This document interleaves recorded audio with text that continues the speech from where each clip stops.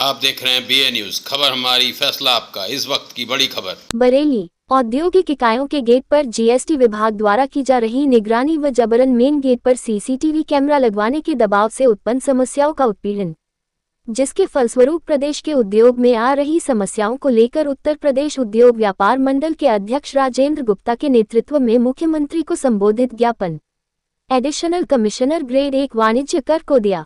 GST विभाग द्वारा विगत दिनों में पान मसाला व इस्पात की औद्योगिक इकाई में विभाग के कर्मचारियों द्वारा निगरानी करने का आदेश जारी हुआ है एवं विभाग द्वारा इकाइयों के गेट पर जबरन सीसीटीवी लगाने का मौखिक दबाव बनाया जा रहा है, जिसके कारण यहां के सभी उद्योगों में भय का वातावरण है। पूरे भारतवर्ष में केवल उत्तर प्रदेश में ही लागू की गई है, अन्य किसी प्रदेश में ऐसी व्यवस्थाएं नहीं है। ये सीधे तौर पर अराजकता का एक उदाहरण है। इससे कुछ समय के लिए प्रदेश के राजस्व में कुछ वृद्धि हो सकती है, लेकिन लंबे समय के लिए प्रदेश हित के लिए नहीं है और इसका विपरीत प्रभाव होगा। बड़े उद्योग उत्तर प्रदेश से अन्य प्रदेशों को पलायन करने को मजबूर होंगे।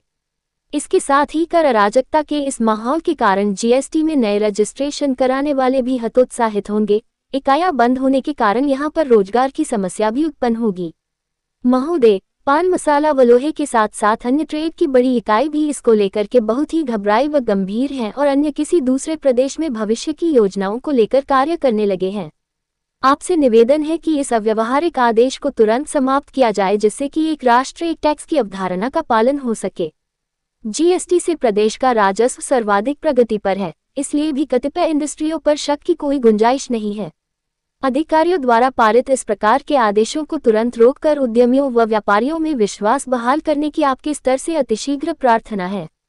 राजेंद्र गुप्ता महानगर अध्यक्ष, राजेश जसोरिया महानगर महामंत्री, संजीव चांदना महानगर कोषाध्यक्ष उपस्थित रहे। सर, आज जो है व्यापार मंडल के लोग मिले हैं, क्या आश्वासन दिया गया है? नहीं, व्यापार मंडल ने हमारे पास जो है फैक्ट्रियों के सामने और यहाँ कैमरा लगाने और सघन निगरानी करने पर अपना प्रत्यावेदन दिया, जिसे निर्धारित प्रक्रिया के अनुसार शासन भिजवा दिया जाएगा। और चूँकि आज ये लोग आए थे तो मेरे द्वारा ये भी इनको बताया गया कि जो धारा 73 के अंतर्गत आदेश पारित है उसमें टैक्स और ब्याज जो लगा हुआ पेनाल्टी और ब्याज जो लगा हुआ है वो जो है अगर मूलधन जमा कर दिया जाता है 31 मार्च तक तो पेनाल्टी और ब्याज माफ़ कर दिया जाएगा। तो इसमें ज़्यादा से ज़्यादा व्यापारी जो है अपना इसका लाभ उठाएं सरकार की योजना का। दूसरा है, इन लोगों का था कि ट्रिब्यूनल गठित नहीं है, अपील के निर्णय के बाद हाई कोर्ट जाना पड़ता है। इसके संबंध में अवगत कराया गया कि अगर विवादित कर का 20% जमा कर देते हैं और खंडाधिकारी को लिख के दे देंगे कि मुझे इस मामले में ट्रिब्यूनल के समक्ष अपील दाखिल करनी है तो अग्रिम वसूली नहीं की जाएगी। और जो है ज़्यादा से ज़्यादा, क्योंकि प्रतिखंड 50 पंजीयन का लक्ष्य शासन से निर्धारित है, इसलिए मैंने इसी में अनुरोध किया ज़्यादा से ज़्यादा व्यापारियों को उत्साहित करें और पंजीयन लेके ही अपना व्यापार करें और हमारे पंजीयन बढ़ाने में सहयोग करें।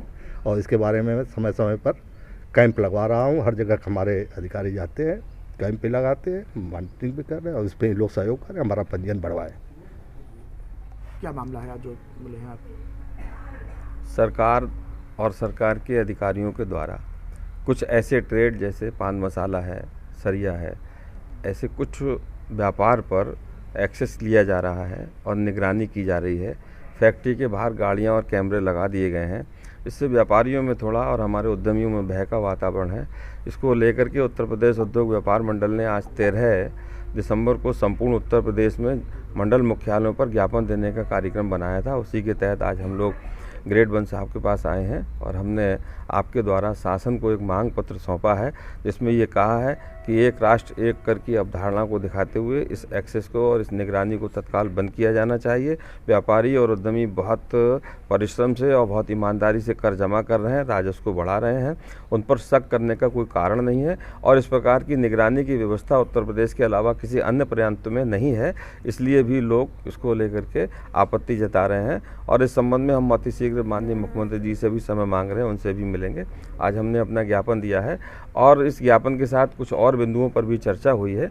उसमें एक तो चर्चा ये थी कि जो ट्रिब्यूनल के मामले हैं, ट्रिब्यूनल में जाना चाहिए और चूंकि ट्रिब्यूनल पीठ अभी गठित नहीं है, तो आज बहुत अच्छी जानकारी हमारे ग्रेड 1 साहब ने दी है कि जो व्यापारी अपने खंडाधिकारी से आगे आकर के अपील दाखिल कर रहे हैं और उसमें भी उनके विरुद्ध अगर कोई निर्णय हो रहा है विवादित कर का, तो वह 20% जमा करके यहीं खंडाधिकारी को लिख करके अपना एक तरीके का राहत पा सकते हैं जब तक ट्रिब्यूनल गठित नहीं हो रही है। ये बहुत बड़ा निर्णय है और व्यापारियों को हम बताएंगे। और पंजीकरण की बात भी आज आई है, तो चूंकि उत्तर प्रदेश उद्योग व्यापार मंडल चाहता है कि अधिक से अधिक पंजीकृत व्यापारी काम करें, पंजीकरण में उनको सहूलियतें मिलें, और जो व्यक्ति पंजीकरण कराता है अपने कारोबार का जीएसटी विभाग में, तो निश्चित तौर पर उसको बहुत लाभ रहते हैं, दुर्घटना बीमा का लाभ रहता है और भी लाभ रहते हैं। तो मैं आपके माध्यम से अपील करूंगा कि जो व्यापारी हमारे पंजीकृत नहीं है वो अतिशीघ्र पंजीकरण लें। पंजीकरण के संबंध में हमारी वार्ता हुई है, कुछ कैंप भी लगाए जाएंगे और उत्पीड़न रहित पंजीकरण होगा। कहीं कोई दिक्कत आई है तो व्यापार मंडल एक हेल्पलाइन जारी करेगा, उससे संपर्क कर सकते हैं। पंजीकृत व्यापारी के रूप में काम करने में राष्ट्र भी उन्नति की ओर जाएगा, राष्ट्र का खजाना भी बढ़ेगा और हम भी बिना उत्पीड़न के अपना कारोबार कर पाएंगे।